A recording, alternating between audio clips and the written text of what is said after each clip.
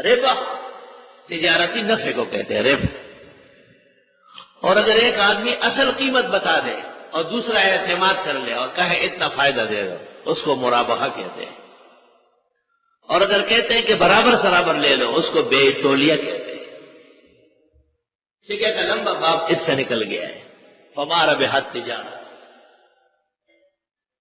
تجارت اور زراعت دو ذریعے ہیں مال کمانے کے۔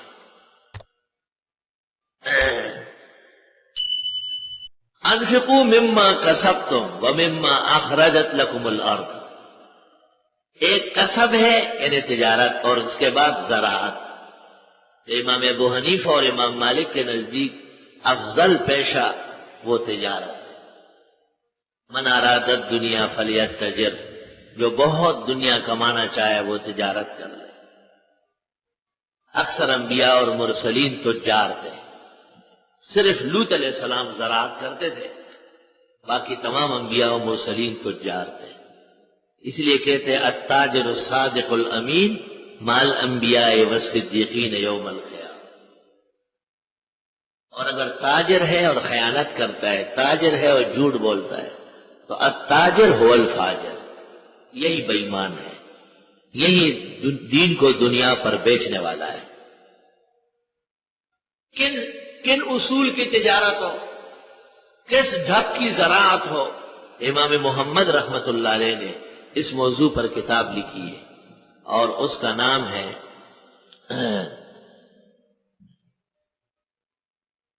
امام الاقتصاب فی الرزق المستطاب،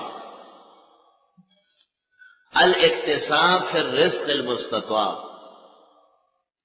شمس الائمہ نے اس کی شرح لکھی ہے، لیکن زیادتی یہ ہو گئی کہ امام محمد کی عبارتوں کو اپنی عبارتوں میں ملا دیا، پتہ نہیں چلتا کہ متن کہاں ہے اور شرح کہاں ہے۔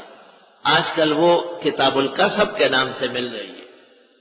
کتاب الکسب کے نام سے ایک جلد ہے، وہ تو فروشوں کے پاس رکھی ہوئی ہے، سمجھدار لائق طالب اس کو خرید لے، نالائق کے کام کی نہیں، وہ اس سے فائدہ نہیں اٹھا سکتا۔ اور امام محمد امام ابو حنیفہ کے شاگرد خاص ہے، اور امام صاحب اپنے زمانے کے سب سے بڑے تاجر تھے، بہت بڑے تاجر۔ کئی ملکوں میں ایک ہی وقت میں ان کی تجارت چلتی تھی، اور حضرت درس دیتے تھے تو سامنے صرف طلباء علماء آتے جاتے تھے، کاروباری ساتھیوں کو اجازت نہیں تھی، وہ پیچھے سے آتے تھے، اس طرح درمیان میں تھوڑا سا وقفہ کر لیتے تھے، ان سے لین دین ہو جاتا تھا، تھوڑا چلو روانہ ہو جاتا۔ لوگ کہتے تھے کہ آپ تو جاتے نہیں ہیں، نہ آپ کبھی ان کے ساتھ اٹھ کے چند قدم لیتے ہیں، تو حضرت فرماتے تھے کہ حدیث شریف میں آیا ہے جس نے اپنا سارا غم اور ہم دین بنایا، اللہ دنیا ویسے عطا فرمائے گا۔ فرمایا یہ تو صرف اللہ نے ایک راستہ بنایا ہے، ورنہ مجھے ایک لمحہ ایک گھڑی سوچنے کا بھی نہیں ہے۔ اللہ تعالیٰ نے امام اعظم کو اس طرح دین میں منہمک فرمایا ہے۔ اور امام صاحب کا مقولہ ہے کہ اللہ تعالیٰ نے مجھے اتنی بڑی دولت دی ہے کہ وقت کا بادشاہ مجھ سے قرض مانگ لیتا ہے، لیکن دین پر متوجہ اتنے زیادہ تھے کہ ما رؤی فی السوق ولا فی الدکاکین، کبھی بھی امام صاحب بازار میں یا دکانوں میں نہیں دیکھے گئے۔ ہمیشہ فرماتے تھے کہ عالم لوگ بازار کے لیے اور تجارت کے لیے افراد رکھے، خود یہ کام نہ کیا کرے۔ فما ربحت تجارت ہو، تو پہلا کام جو دنیا میں ہے دنیا کمانے کا، وہ حلال اور جائز تجارت ہے۔ جب تجارت نہ ہو یا اس کے اسباب نہ ہو تو پھر زراعت ہے، کھیتی باڑی ہے، بیج بونا ہے، فصلیں اگانی ہے، اس میں مشقت بہت ہے، فائدہ کم ہے۔ سلمن غنم نما مجان و شل پاؤ کی وی خوڑل پداؤ کی، جس کا ایک پاؤ ہوتا تھا تو محمد جان ایک شخص تھا، اس کے 100 من ہوتے تھے، لیکن وہ ایسے اڑتے تھے جیسے چٹان اڑتا ہو۔ بے برکتی زراعت میں بہت زیادہ ہے، اور مضارع ناشکر بہت ہوتا ہے، اس لیے قرآن کریم میں مضارع کو کفار کہا گیا ہے۔ ناشکر بہت ہوتے ہیں، کچھ بھی نہیں ہے، انا لمغرمون، اوف ہم مارے گئے، اوف ہم محروم ہو گئے، ہمارے پاس کیا ہے۔ ایک شخص یہاں آیا، اس نے کہا میں ٹماٹروں کا ٹرک لایا ہوں پنجاب سے، 16,000 روپے مجھے دینے ہیں ٹرک والے کو، صرف وہ دے دو اور پورا ٹماٹر ٹرک بتا دو۔